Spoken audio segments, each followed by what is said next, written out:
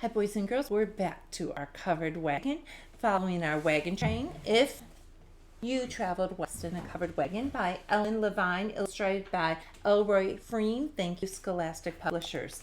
Getting back to part 6. Could you have fun on the trip?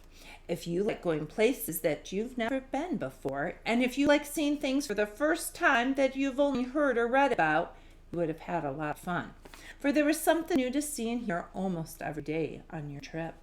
During the day, there'd be a chance to explore a little if you didn't go too far from the wagons. Then at night, after you helped with dinner and cleaned up the dishes, many interesting things happened. Usually there was someone in the wagon train who knew how to play a harmonica or a fiddle. Everybody would gather around and sing songs and dance. Sometimes you'd sit by the campfire and listen to stories, maybe even a ghost story. And if the sun was shining in early July, the July 4th celebrations were something very special. Everybody prepared for days for an Independence Day party. Most people didn't carry an American flag with them on the trip, and so they had to make one. You would need something red and something white and something blue, so you would look for just the right material. First, you'd take a sheet for the white of the flag. In one wagon train, they'd cut up a red shirt to make the stripes and a blue jacket for the stars to be sewn on. By the end of 1845, you would have needed only 28 stars at that point. If you knew how to sew, you could help to make the flag, and before you knew it, Old Glory would be ready. Then came a big feast: buffalo and antelope meat, sage hens, which were a little bit like chicken, and jackrabbits, and of course potatoes and beans and rice, and a special treat of pickles if someone had brought them on a trip. For dessert, there were different kinds of cakes and chocolate. Everybody ate so much they thought they would never eat again. It was a day you would remember for a long, long time. Would you see any wild animals? Absolutely. The biggest animal that you would see would be a buffalo. If a herd came near the wagon train, you might see hundreds and hundreds at one time. They would run close together and kick up a lot of dust. You could feel the earth shaking as they went by. One young woman named Helen Carpenter traveled west in a covered wagon and wrote down what she saw.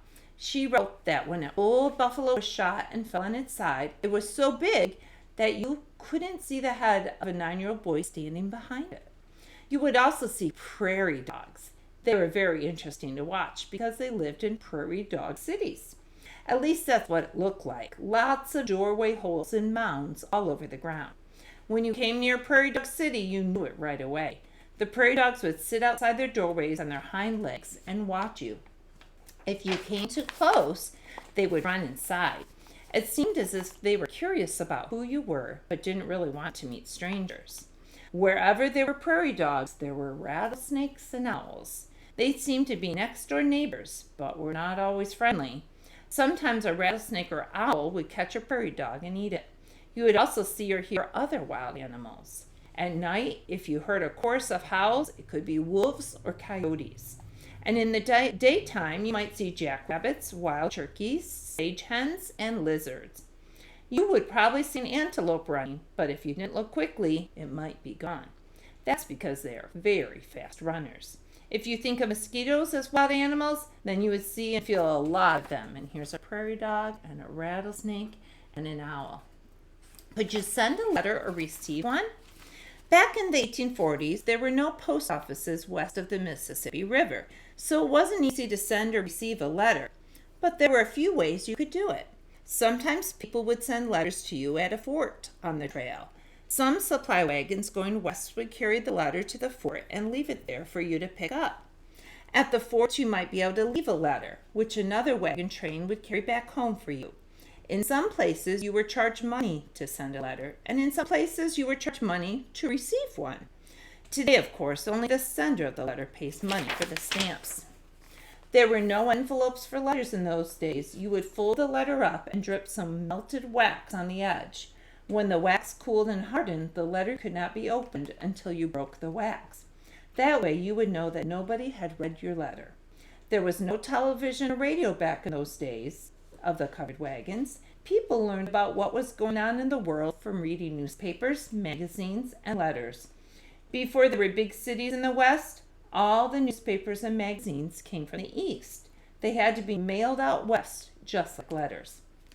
By the time you got all the way to Oregon, It might take 2 years for a letter to get to you, and it could take just as long for a newspaper to get all the way out west. You might not know who the President of the United States was until 2 years after the election. If you ran out of supplies, could you get more? Sometimes. Along the trail, there were a number of forts where the wagon trains would stop. You would usually stay over at a fort for a few days to rest up. It was also a chance to let the oxen, horses, and cows have a rest. After you left Independence, Missouri, the first big fort you reached was Fort Laramie. It took about 40 days to reach the fort. Most wagon trains got there at the end of June. There were lots of things to do when you got to Fort Laramie. It was a time to fix the wagons, do the laundry, and buy or trade for new supplies. Usually there were Indians at the fort. They set up their tents, which were called teepees, outside the walls of the fort and traded with people at the fort. The pioneers wanted to buy sugar, flour, coffee, cloth, leather, and other things they had run out of. Sometimes the fort had extra supplies, but sometimes a wagon train had arrived before you and bought out just about everything. You would be out of luck then. It might take you almost 30 more days to get to the next fort, called Fort Bridger. This fort was named after a man named Jim Bridger, who was an early fur trader and trapper. He even helped guide some wagon trains west. Another fort before you reached Oregon was Fort Hall. From there you traveled west and north to Oregon. Some pioneers left the Oregon Trail at Fort Hall and went south and west to California instead. On either trip, you'd still have to travel at least 2 more months. Was it hard driving the wagons over the mountains? Yes. Some of the mountains were very high. You might have to borrow your neighbor's oxen to help pull your wagon up a high mountain. It would take a long time to get to the mountain this way. When you got to the top, the oxen had to be untied and sent down to help the next wagon. You also had to be very careful going down steep mountains. The pioneers put poles to the wheels to keep them from turning and rolling too fast.